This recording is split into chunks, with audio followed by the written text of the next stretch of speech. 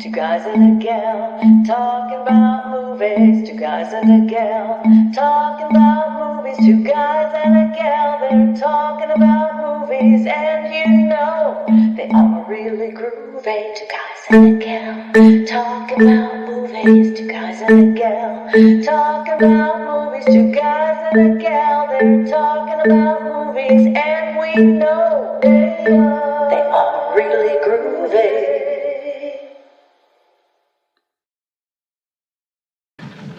Werewolf. Werewolf? There. What? Werewolf. There. Castle. Why are you talking that way? I thought you wanted to. No, I don't want to. Suit yourself. I'm easy.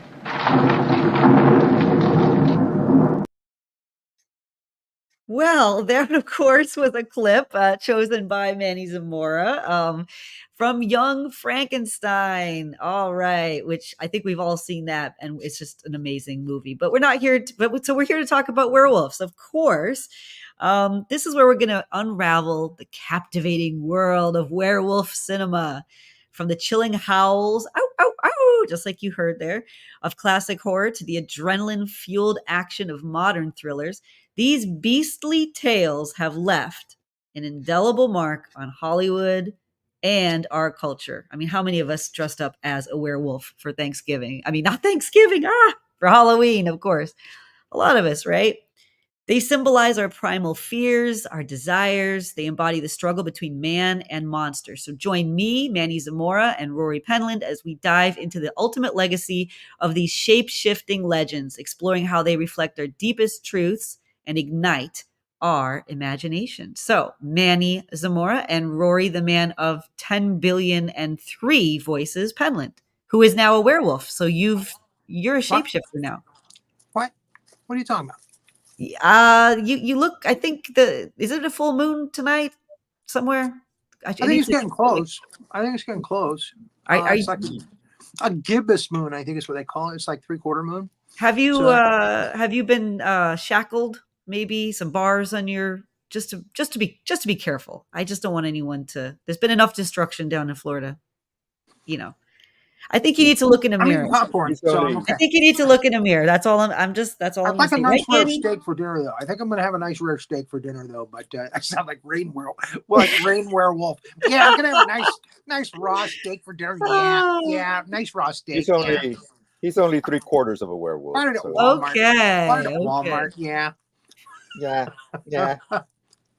Okay, so tonight I just feel the bad moon rising, and I'm going with it.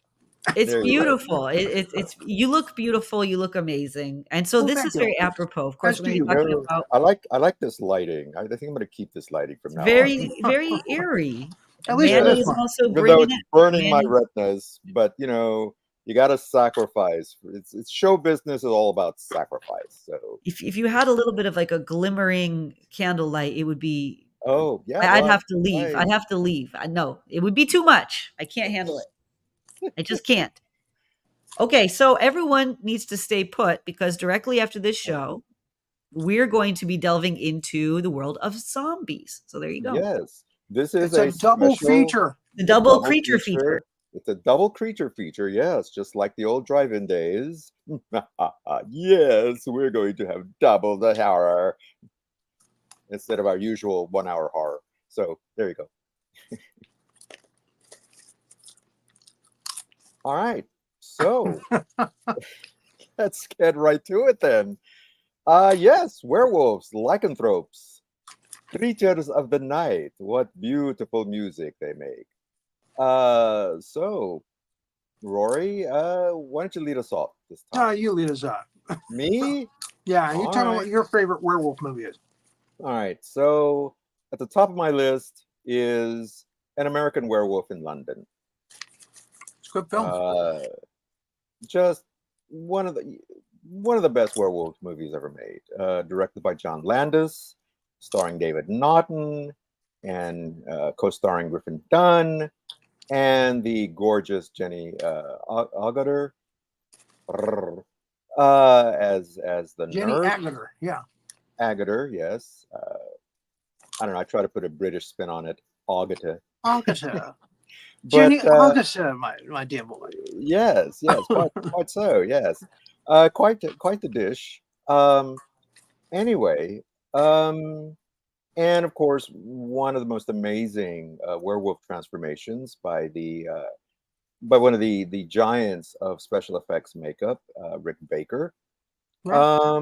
And even though now there's He got the not, first Academy Award for special effects makeup for that one. yeah, and deservedly so. I mean, it was Yeah.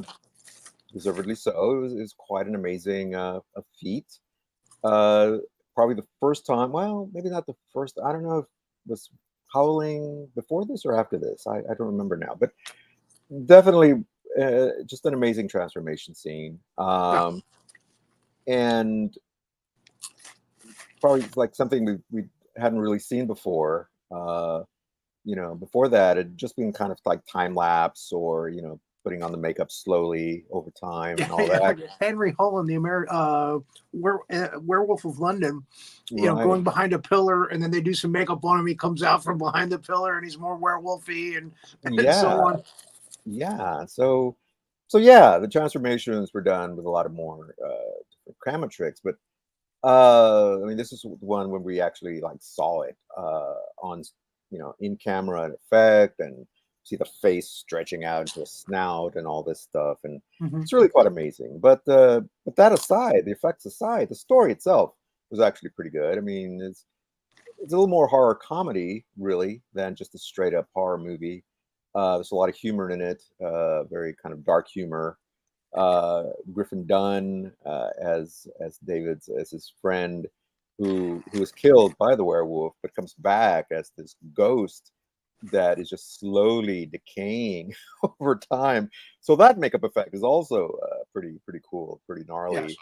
As you see him just becoming more and more just corpse-like and just and remaining very matter of fact. Like, are you going to eat that toast? Exactly. Yeah. Very matter of fact Hi, about David. his and not only him but some of the other victims of the werewolf as well come haunting the main character and basically telling him to they're in end purgatory until he dies. That's the whole exactly. twist It's of the the only movie. way to break the curse of the werewolf. So anyway, good use of locations, good use of other British character actors, and just I got to give a nod to character actor John Woodvine, who plays the guy that goes kind of like on a search for answers.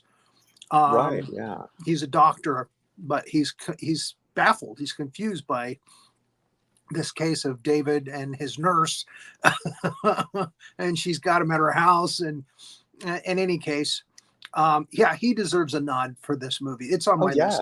On my list of top 5 as well. It's number 3. Absolutely. Very entertaining movie. Yeah. And a great impact scare when he thinks he's woken up from a dream. And the werewolf Nazis. That alone is worth the price of admission. Are still great in jump the dream. Scares. Yeah. Absolutely. Yeah, I remember one of the best jump scares ever in a movie. Yeah, you just don't expect it at all. Oh, absolutely. I remember. I may have screamed like a little girl. Like a little girl. Like a little girl. So yeah, it's very effective. Like I said, it's horror comedy, but they don't skimp on the horror aspect of it. So it's I think on par with another movie from that same period, Ghostbusters, was also kind of a horror comedy, directed by Ivan Reitman, but that's a whole other thing. Oh, hey, there you go. Yeah, we lost you for a second there. But okay, so that's my number 1. So what's your number 1? From the same time period, I can't remember which one came first either.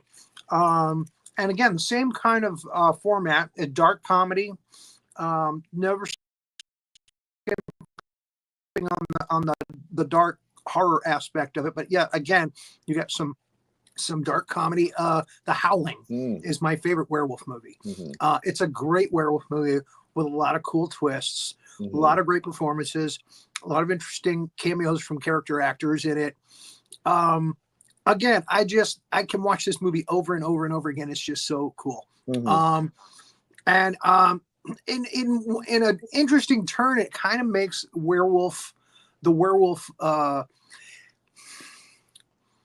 I'm going to say sexy. It's kind of makes the werewolf mythos becomes kind of sexy in it, which is a turn.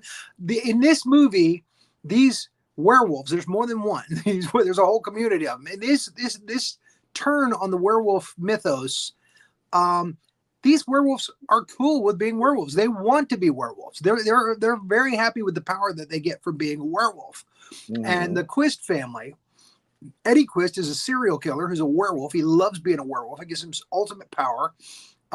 He's pretty darn impossible to kill. His sister, who is a werewolf seductress who turns people into werewolves. And he got another brother who's is a really scary, creepy guy. And again, he obviously is very comfortable in his werewolf skin, if you want to call it that. Yeah. But you got Patrick Macnee, you got John Carradine, you got Slim Pickens. Seeing Slim Pickens drooling at the mouth with werewolf fangs. Wait a minute. Give me a second here. With werewolf fangs. That's hysterical. I love that shot. I love it. You know, at the very end of the film when they show, oh, everybody is a werewolf in this town. That's great. I just love that. And again, I watch it from time to time. I never get tired of it. Yeah. And it's directed by Joe Dante, who's no stranger to horror movies and movies like that. And of course, he has one of his regular performers there, Dick Miller, wonderful character actor, who's been in so many movies. It's almost impossible. He uses a cast of people. Ken Toby's another one that always makes a cameo in his movies. Christine Baranski.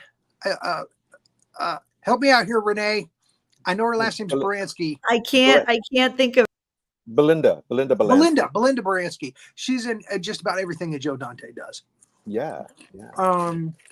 So yeah, he likes to use a regular cast of people that he likes working with. Yeah. Hasn't she been a guest on Big Monster Briefing Room with General Howitzer? I thought so. They talked about and that didn't we talk Piranha. about Piranha? That's right. Yeah. Mm-hmm. And mentioned The Howling. Dee Wallace was recently interviewed by our mutual friend Dennis Tardon on his show. Mm-hmm. Yeah. That was interesting. I almost reached out to him to see if she would be willing to be on this show, but I just, with everything that kind of went on, I just kind of forgot. But that would have been interesting. But anyway, great, and the special effects on that movie. And she's the star of that film. Yeah, she plays the reporter. Right. And the effects on that film is from another legendary effects master, Rob Bottin. Rob Bottin, right? Who did the effects for The Thing, which he should have gotten an Academy Award for that. But anyway, and he also used a lot of the sort of very similar techniques, with the things expanding and skin bubbling and all that stuff. Richard Picardo played the Robert werewolf killer, Robert Picardo rather, who Star Trek fans may know better as the holographic doctor on Star Trek Voyager. So always looking for that Star Trek connection. Can't stop, won't stop. So there you go. Anyway, so great film. Great film. Yeah. Was it in your top 5? It's in my top 5. Yes. Okay, great. So All right, what's your number 2? My number 2 is a movie. It's actually a werewolf movie from Canada. Came out in the early 2000s called Ginger Snaps. Oh, okay. And this is one of the few films that actually features a female werewolf or a young lady who becomes a werewolf. Also, She's I a love the teenage female girl. werewolf at the end of The Howling, by the way. Yeah, Wish but we could have seen more of that. yeah, the wonderful, very attractive Elizabeth Brooks was the werewolf. But this one, she's a little more grown up. This is a teenage girl named Ginger, and her sister. Shoot, Bridget. Her sister Bridget. They are this kind of rebellious, kind of gothy outcasts at their high school, and they're into the macabre and the dark, and all that stuff. And so of course they're bullied by the popular girls, And so one night they decide that they're going to get back at this one girl who's been kind of their tormentor, and make her think that her dog's been killed by this beast that has been killing the neighborhood dogs. Well, sure enough, as they're going to pull this prank, Ginger is attacked by a werewolf. By the beast.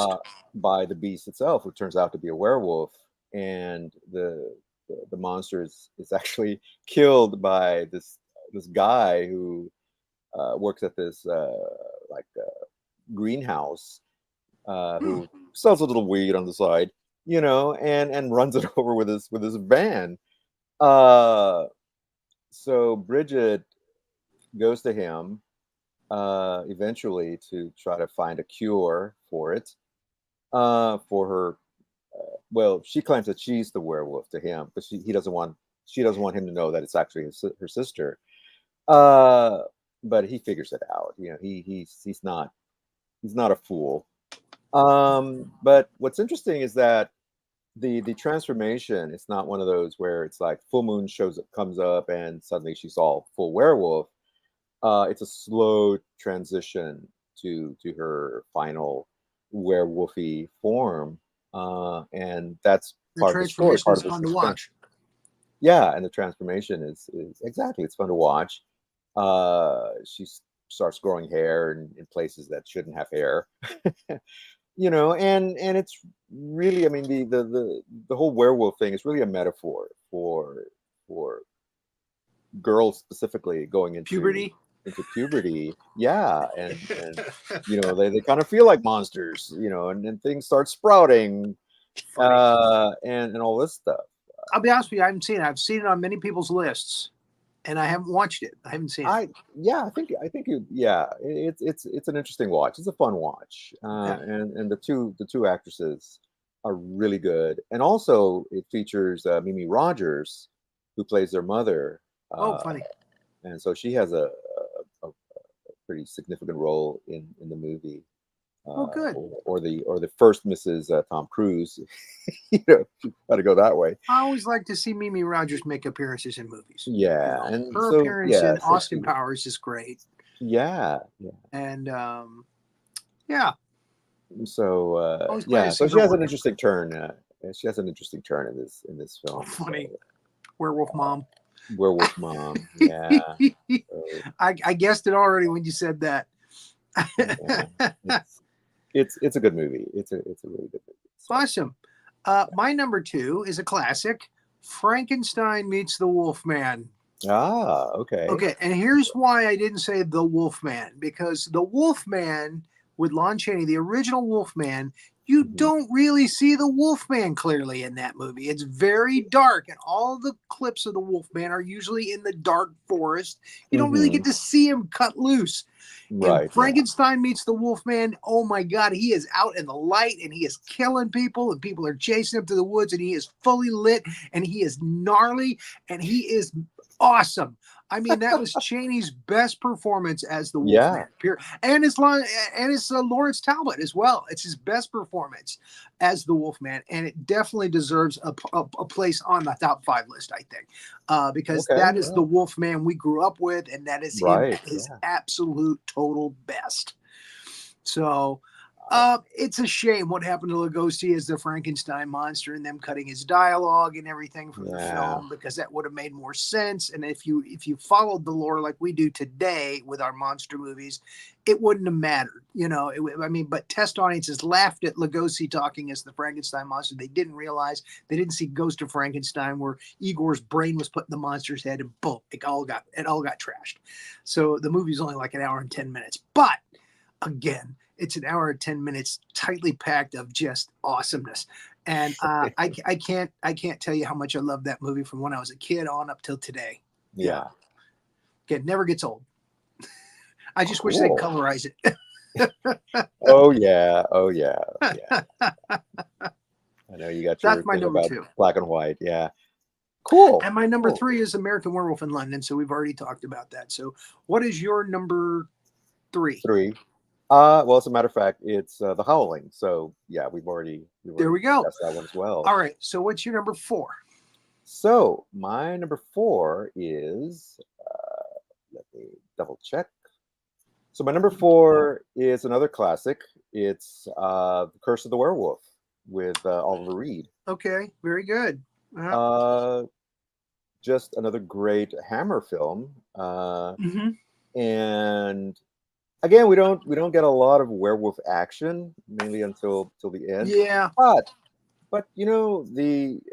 I like the slow build. I like those slow builds toward that, because when we get to Oliver Reed fully wolfed out, we're so ready for it. And oh my God, the makeup is arguably one of the best.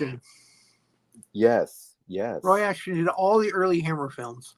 Yeah, and chef's kiss for that. It's awesome. He deserved a place alongside Jack Pierce. Yes. And, Ron Chambers. Bill John. Chambers? Don Chambers? Yes. Great makeup. Yeah. I feel that like there's a little bit of a nod to the Pierce makeup in his, but he took it like one step further. He had to change it. It was copyright. He couldn't copyright. Just like a lot of Hammer films. See, they couldn't use the Universal versions, and so but they said, you know what? Screw them. Screw those stupid Americans. We're going to make our own. Now, this quick job that I did here is kind of a nod to the Werewolf in Mark of the Vampire with Bela Lugosi, not playing Dracula, but playing another vampire. Yeah. It was a World War II film.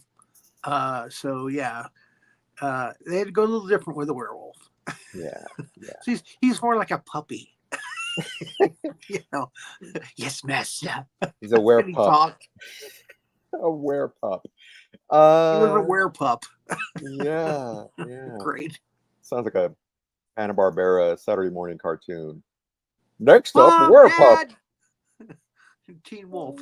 That would have been awesome. So that's my number 4. And again, I like the backstory,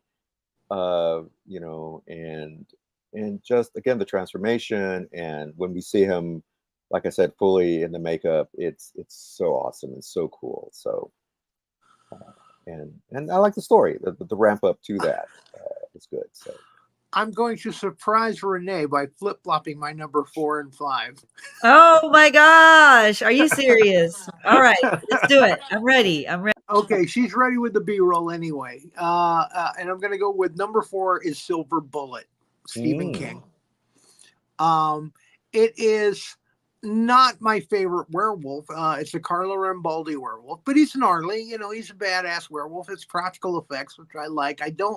I don't like super CGI werewolves. Okay.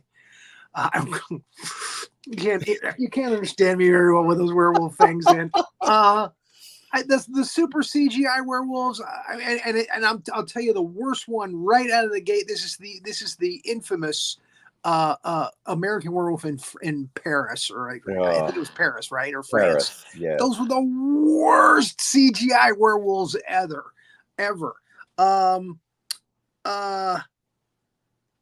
What were the ones with the vampires and the werewolves fighting each other all the time? I always forget. Underworld. Still a little too CGI for me. So they didn't make my list because of that. Twilight, no way. It's just a big wolf. You know, and it's CGI one at that, so it looks fake. Anyway, so none of those made my list. But Silver Bullet has Gary Busey. Oh man, butter sausage, werewolves. The lead kid in it is a kid in a wheelchair, which is a kind of a cool message. You know, even if you're handicapped, you can fight off a werewolf.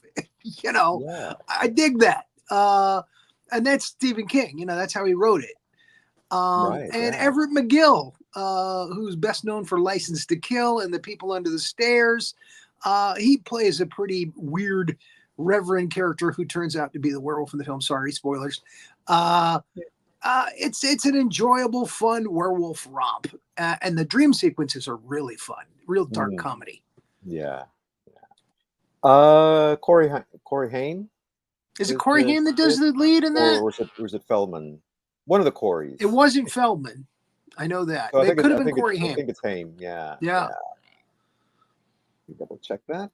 Silver Bullet. That's instantaneous fact checking. Corey Haim. We're not afraid of it here. Yeah. Like some people. Whose name? Anyway, yeah, Corey Haim was the young man in the wheelchair. Yeah. And Silver Bullet refers to the wheelchair. They call it the Silver Bullet. Yeah. So, anywho, no, good choice. Didn't make my top 5. It's in my honorable mentions list, but yeah. Understood. Good. But you're right. And the reason I flip flop was because my next movie on the list is kind of it has a lot of monsters in it. So, but I just love what they did with the werewolf lore in it, and we'll get to that in a minute. What's your number 5? My number 5 is Dog Soldiers. Okay.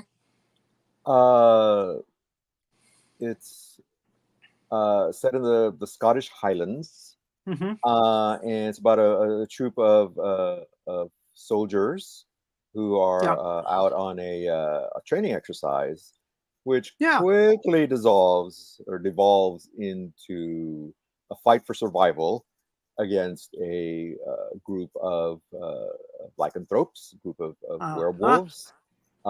They wind up hiding in this or taking shelter in this farmhouse with this woman who seems to know more than she lets on, and she has a secret that is revealed later in the movie. But this is high octane, high action, bit of a slow start, but once the action ramps up, holy cow! It's just bam, bam, bam. It's a very, very good action-packed horror movie, werewolf movie. The werewolves are practical. They are makeup. Not the best design that this is why it only made my honorable mention list, but it is, like you said, it is a really good written movie. A lot of people bust on this movie, and I really liked the script, the plot. I liked the fact that the military were fighting the werewolves in it. And losing. So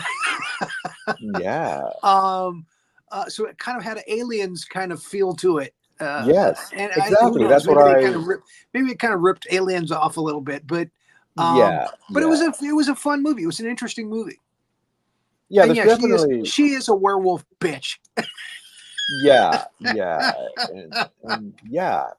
exactly. Yeah, that's the big surprise. But I definitely noticed the parallels to Aliens. There's a kind of a sleazy character that's very much like the guy in the corporate guy in Aliens, and of course the military, very gung ho, and maybe not as gung ho as the gang on Aliens, but still, and the monsters are just awesome.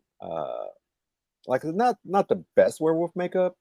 I don't think they really had the budget to really trick them out, so they kept them mainly in the dark. They were going for a kind of a howling look to their werewolf. But like you said, the budget just didn't allow it.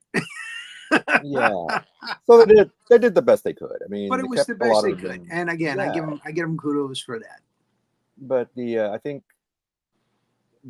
they just make up for it with just a lot of action and suspense, and a lot of good character development. So John Pertwee's son, Sean Pertwee, is also in it. He plays a yes, major character in it, and he's very yes, good. And people in America recognize him as Alfred from Gotham, the TV show Gotham. right, yeah, But he's really good in that. yeah, yeah, Mm-hmm. yeah. So I really enjoyed that one. Yeah. My number 5 is Monster Squad Mm. with Stan Winston creatures. And Mhm. even though he's not my favorite werewolf face design, I loved his body, and I loved how he moved, and I loved. I just didn't like his snout for some reason. His snout, there was something about it that I just didn't go for. But with that said, the werewolf mythos that they did in that it was wonderful. You can't kill a werewolf except with a silver bullet, and they do the comical scene where they blow the werewolf up, and then all of his parts come back together again, and he howls at the moon, the shadow on the wall, and goes back to work as a werewolf. Absolutely. Yeah. And werewolves got nards. We got that famous line. Gonna say, and we learned that werewolves have nards. They kick a werewolf in the gonads. It's a fun movie, and again, the werewolf in it is a lot. I won't say a lot of fun, but he's fun. It's great to watch. Spit it out, man. He's werewolfy. Yeah. He's very werewolfy and very werewolfy. Yeah. And the actor that plays him, he does a lot of movies. I can't remember his name. He's in Napoleon Dynamite and a whole bunch of other movies. And he usually plays comical characters, but he's actually very good playing the serious human character. They never say his name in the movie. He's just the werewolf guy.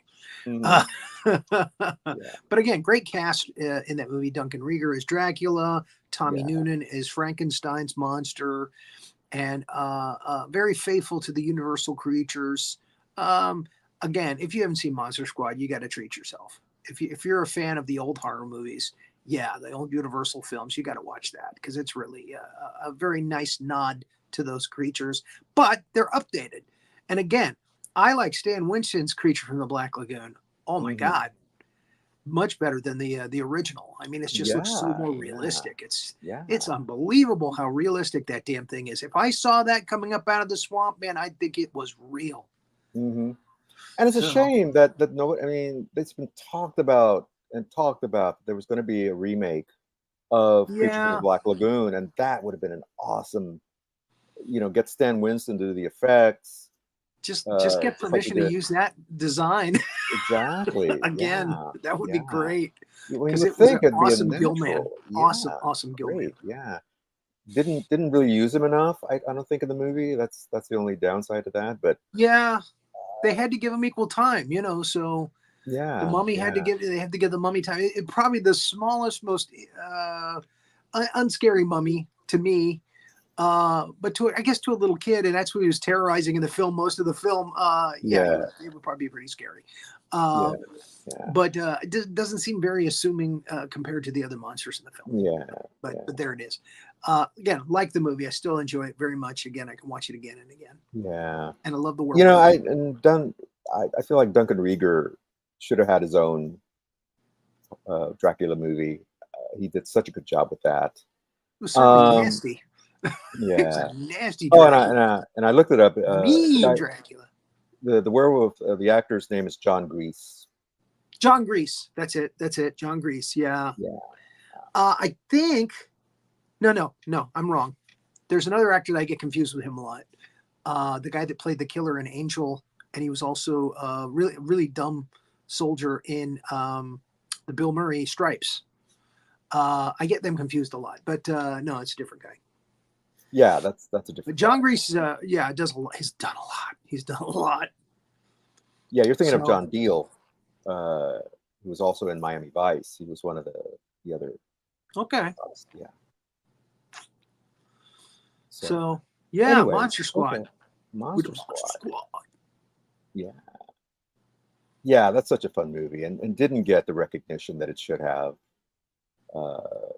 It kind of flopped when it came out, and It's so Well, it's unfortunate. got a It was cult following, such- you know, and there's a Oh, definitely, wonderful, yeah. there's a wonderful documentary on it called Wolfman's Got Nards Yeah, that you I've seen should you that. can go find and see. It's Yeah. a lot of fun to watch about the making of and what the guys are doing now. They're touring the film around in conventions and stuff now, years Yeah. later, you know, Yeah.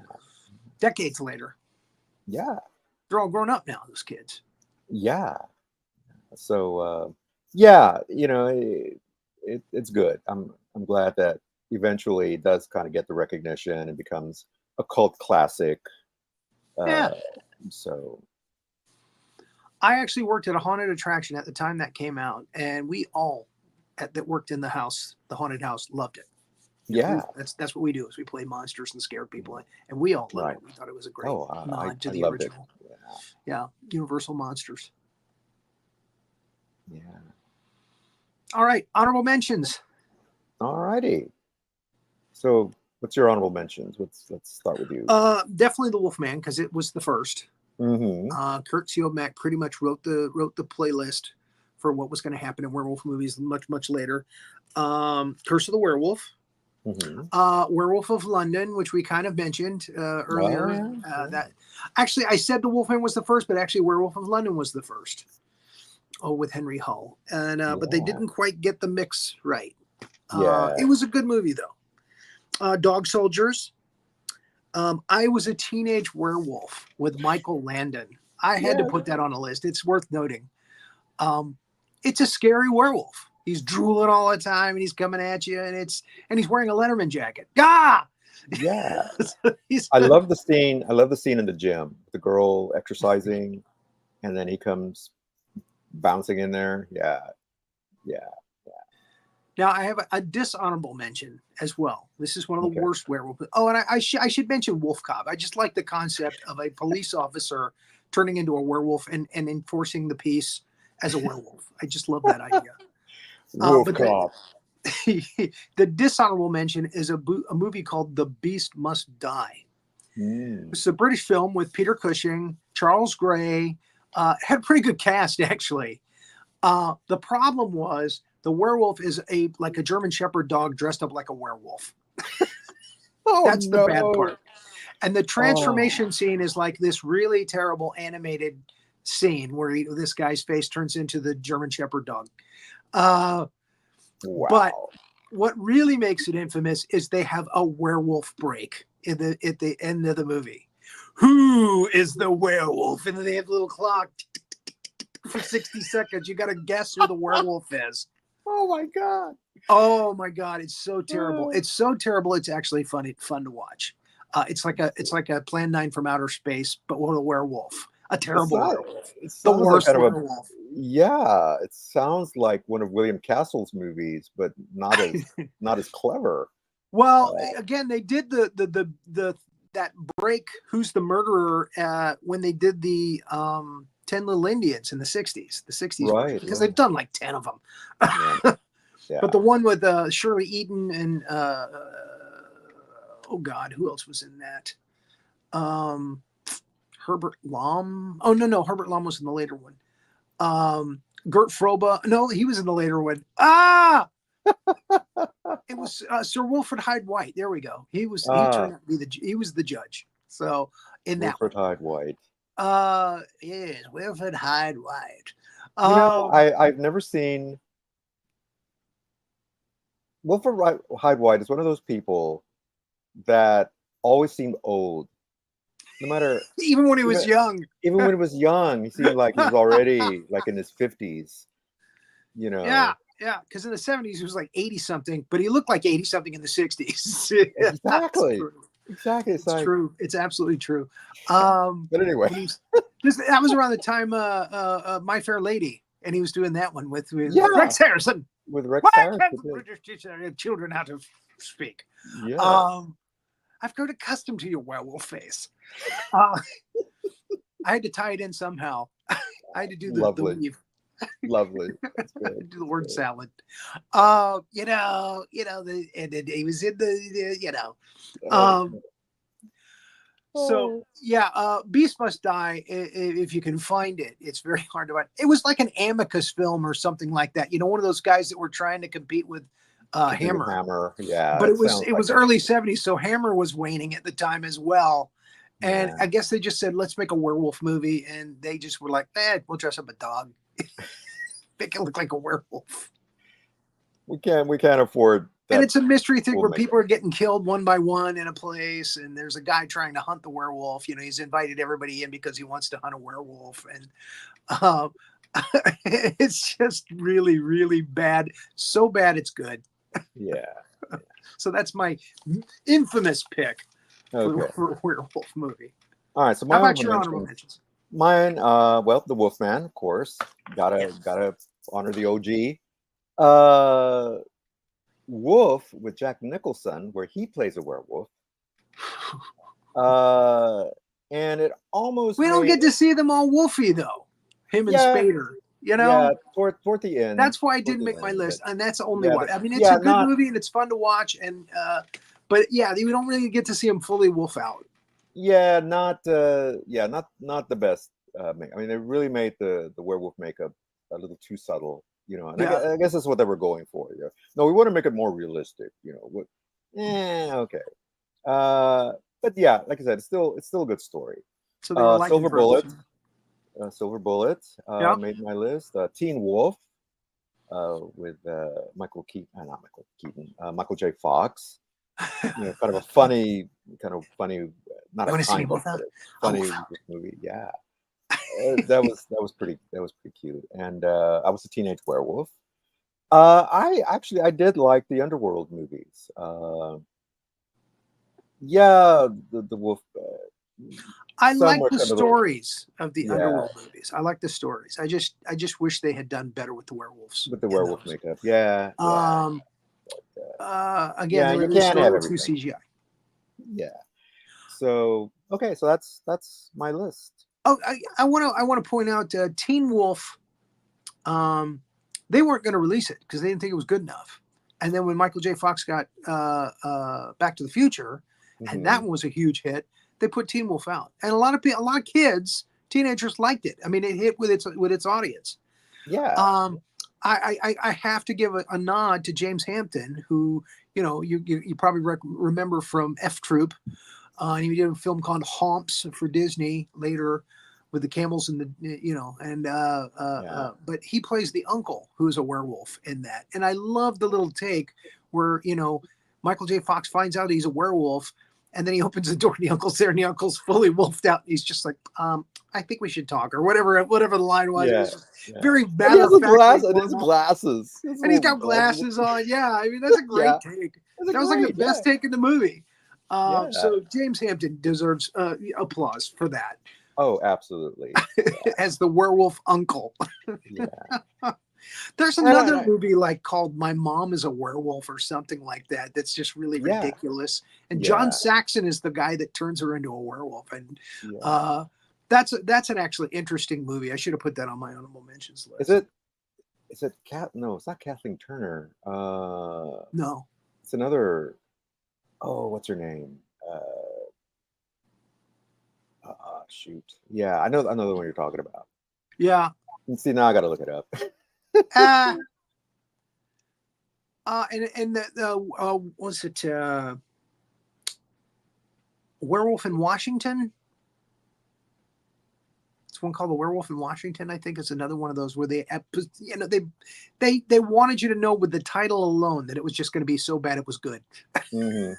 And Okay. I think Kerwin Matthews is the werewolf in that. The guy who plays Sinbad, the Seven Voyages of Sinbad. I think. I never saw it. If memory serves me correct. There's a Susan- lot of weird werewolf movies out there that just, Yeah. there's so many. Susan Blakely. Susan Blakely, yeah. is the one in the My Mom's a Werewolf. Yeah. Yeah. And I got to give a shout out to probably one of the best Mexican werewolves and werewolf movies with Paul Naschy as the Wolfman. Was he Mexican or Italian? I think it was Mexican. Okay. Paul at least they were Naschy did a handful, like 5 or 6 of those werewolf movies. Yeah. Yeah, Curse. They're kind of like Curse of the Werewolf, but Yeah. yeah. And the He's decisive about who he tears apart. Yeah. He's got friends that he doesn't touch, and he doesn't bite them, and he's got bad guys that terrorize Right. them, and he goes right after them. So yeah, Nash was a great Wolfman. He was good. Yeah. Lon Chaney played a Wolfman in a Mexican film. I can't remember the name of it, but I remember it was like his last. It wasn't his last term because he did an episode of Route 66 with Boris Karloff and Peter Lorre, where he actually put on the Wolfman makeup one more time. Just didn't look the same though. Yeah. But what's funny in that is that he also got to play the Hunchback of Notre Dame. His father played. Right. He does that at the beginning of the episode, and then he plays the mummy again, but he's like a fat mummy. You couldn't cover up with those bandages. He'd gotten pretty heavy by that time. They actually made his shirt kind of look like draped down when he was the Wolfman, so he didn't look as bad. He didn't look like a fat woman. And that wouldn't have really mattered because, hey, nothing wrong with a fat Wolfman. He's just eating well, Exactly. Yeah. Oh, what's really amazing about that is that Boris Karloff puts on the Frankenstein makeup again. Oh. And he was, oh my gosh, he was probably close to 70 at the time. Yeah. So that stuff is rough to wear when you're that age. Lugosi did it in Frankenstein Meets Wolfman at 60, and he collapsed on set. So they had to decide to use a lot of stuntmen to do the Frankenstein work. Eddie Parker did most of the stunt work in that film. And you could see him. You could see it's Eddie Parker. It's not Lugosi. Lugosi is just for the close-ups. Yeah. And Gil Perkins, another stuntman, played the Frankenstein monster when he's pulled out of the ice. When he breaks open the ice and releases the monster. Right. So yeah, those two guys did most of the stunt work for Lugosi because he was just too old. And but he wanted to do it because he had turned it down like 2 times before. He wasn't going to do it. And Paul Naschy is Spanish. He's from Spain. He's Spanish. That's it. They made them in Spain. Okay. Yeah. I see what you mean now. Yeah. I can see that mistake. Yeah. All right. Well, there you go. But the Chaney one I'm talking about, let's look it up. God. Okay. Yeah. We got time. Look that up. Yeah. Yeah. Let me look up Lon Chaney here. I've got a second phone, which I should have been using. Are you talking about Lon Chaney Jr. or Senior? Junior. Oh, Junior. Okay. Okay. Yeah, because Senior had already passed. It would have been probably late 50s or early 60s.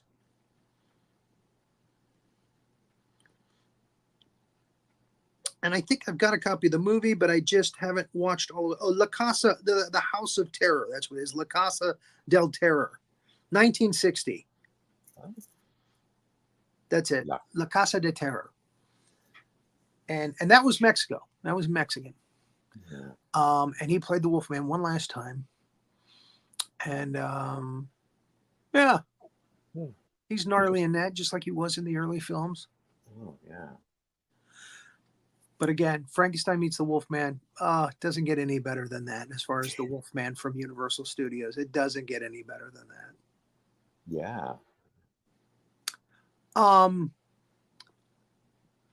After House of Frankenstein, House of Dracula, when they decided to do Abbott and Costello Meets Frankenstein, and they brought back Chaney to play the Wolfman again, and Larry Talbot, excuse me. Too much popcorn. I'm ready for that rare steak. Jack Pierce had been let go from Universal Studios because Bud Westmore and his crew proved that they could do it a lot faster and a lot cheaper, and that it would be a lot less strenuous for the actors to wear the makeups that they created because they were very lightweight. I don't want to say latex because Pierce used latex, but they would vacuum form these pieces to go on the head. So it was a lot easier on Glenn Strange, a lot less heavy, a lot easier with Lon Chaney with the, putting on the werewolf pieces and then putting the hair around it. And again, you get a different look for the Wolfman, although it still kind of looks the same. but you could just see there's a difference. And again, the performance is what really pulls it off. And Chaney's performance in that was, stellar as always. The werewolf, he played every monster from the Universal canon, but the Wolfman was the only one that he did. Mm-hmm. It was his. That was his baby, he said in interviews. That was my baby. Yeah. So nobody else got to play that. And again, he played in 2 different incarnations for Universal with the Westmore makeup, with the Jack Pierce makeup, and again, each time. I was watching a gag reel the other day on YouTube, and they showed that in House of Dracula, the last one, where he changes into the Wolfman at a mirror in his room. If you look down, you'll see his hands didn't change. He's still got human hands. It's Mm-hmm. just his head. And I was like, oh my God, how did we never see that?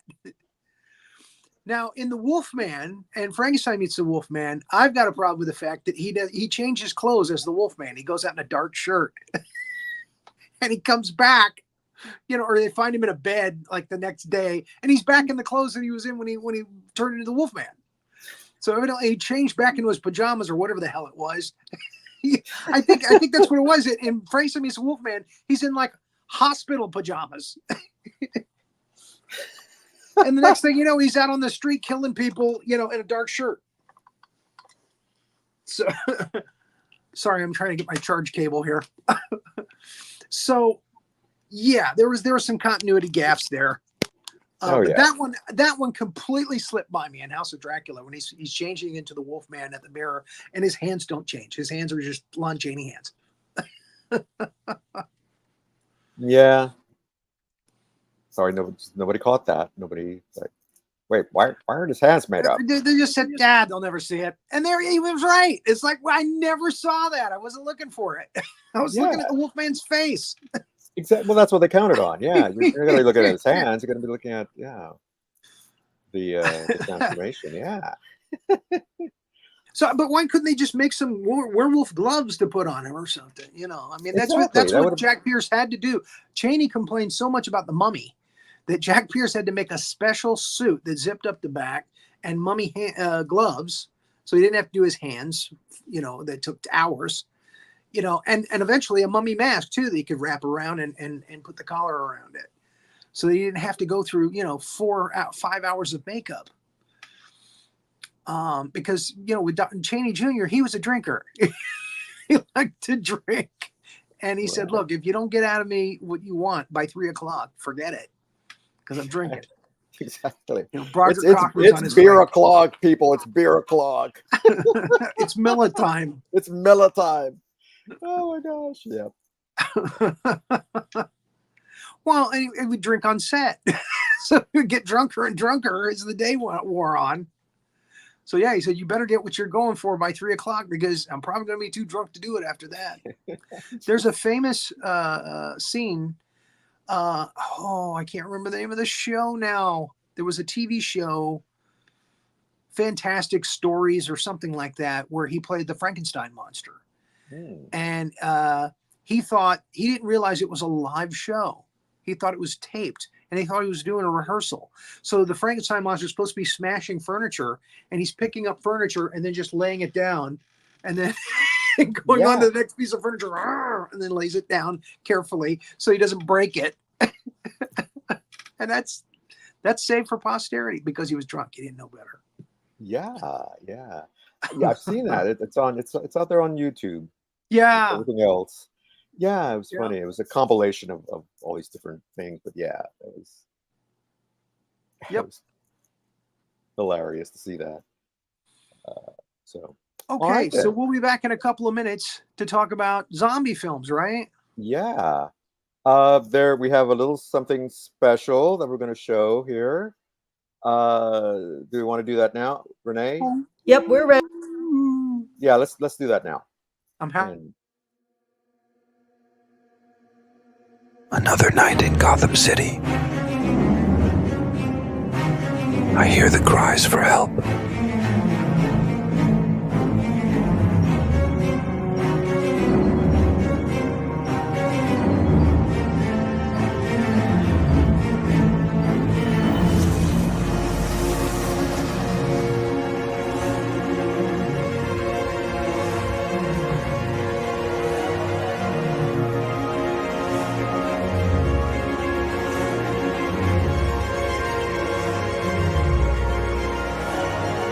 This thing is like nothing I've ever seen before.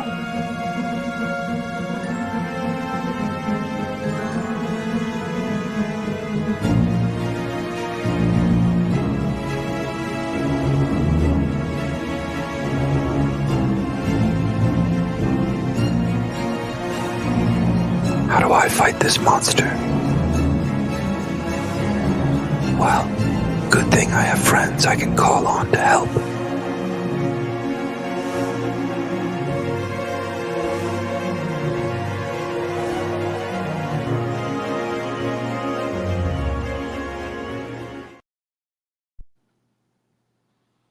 And there you go. Okay.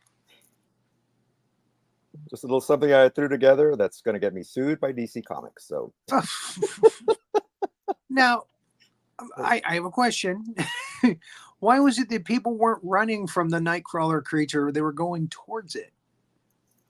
that's just one of the unfortunate quirks of AI. It doesn't always get the. I thought Batman was going to like go towards it too, like it's hypnotizing them to come closer so it'll kill them. It's like, well, wait a minute, that's not going to save Superman and Wonder Woman. If they get hypnotized and come closer, they'll get eaten too. Interesting. Yeah, just something I kind of put together.